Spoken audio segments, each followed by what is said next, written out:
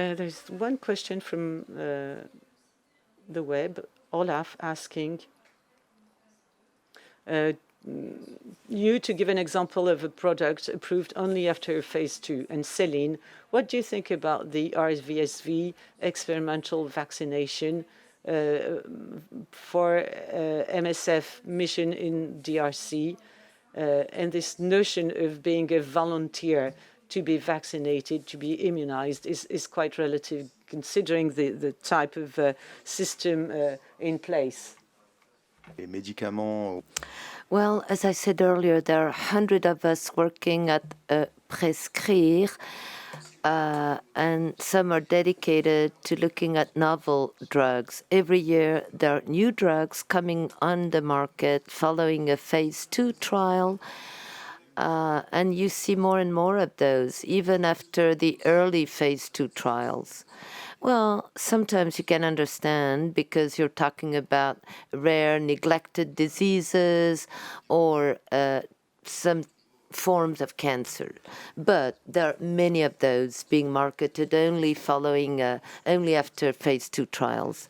Now, I cannot answer about the vaccine itself, but the notion of volunteers, yes, volunteers to try vaccine, it's a relative thing. It depends on the level of information you have.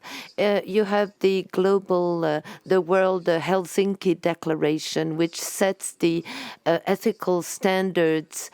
They try to defend the patients enrolled in the trials versus the investigators, if you will, because the investigator is in a conflict of interest precisely. The best interest of the investigator is not to waste too much time trying to enroll patients. So they believe they should protect the participants from the interests of the sponsor, but also of the investigator interests. Hence, the idea of informed consent is probably utopia, but it's a great principle. We have to get as close as we can to that. But I remember Richard Smith joking about the non-inferiority trials.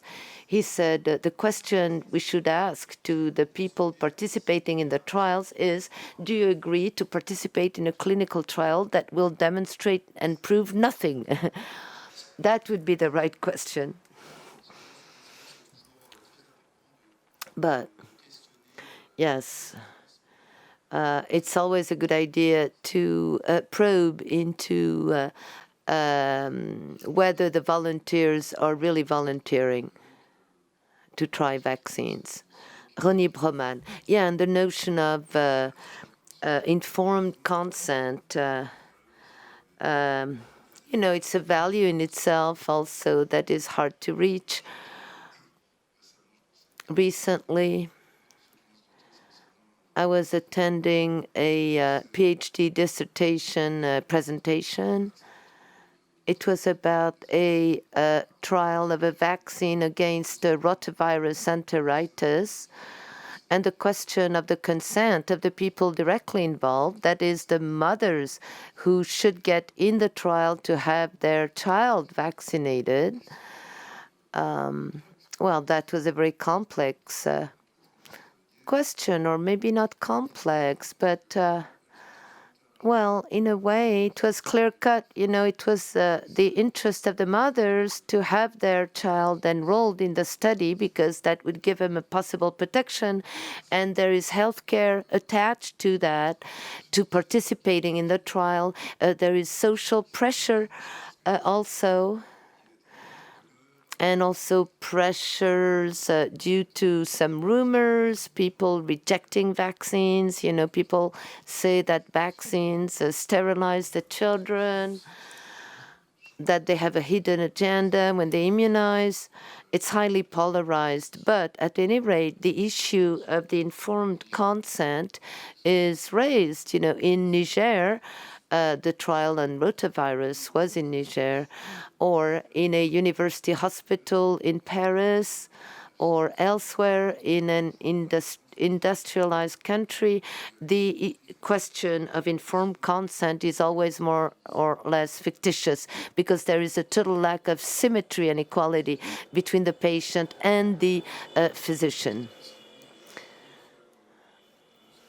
And maybe it'd be a good idea at some point to hold a meeting on the ethics of informed consent, since MSF does take part in trials directly or indirectly via epicenter, or with the DNDi, we do participate in trials as well.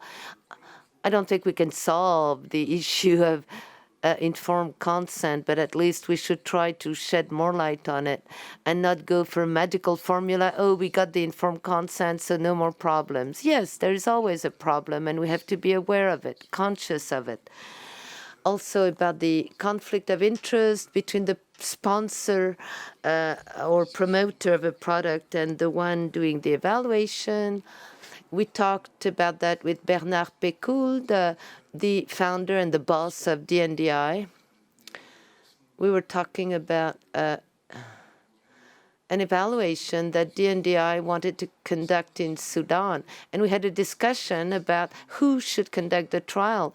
Should it be DNDi itself, or should it be people from MSF who would be partly foreign to DNDi? Relatively more remote or more independent. And Bernard insisted that the undisputable honesty of DNDi teams and personnel led him to think that any trial conducted by DNDi would for sure be interpreted without any bias in a perfectly earnest, honest way, which personally I didn't totally believe in. And so it gave rise to some discussion between my old friend Bernard and myself. And Pierre Chirac was reminding us that clinical trials date back to post-World War, the 50s and 60s, it's true. And until then, the evaluation of medicines was considered as just pertaining to the honesty and rigor of experimented clinicians that had a reputation of seriousness. It rested only on the supposed seriousness of a clinician. That served as an evidence. Of course, that level of evidence, rightly so, was considered later as insufficient. But it's what the situation that prevailed for a long time.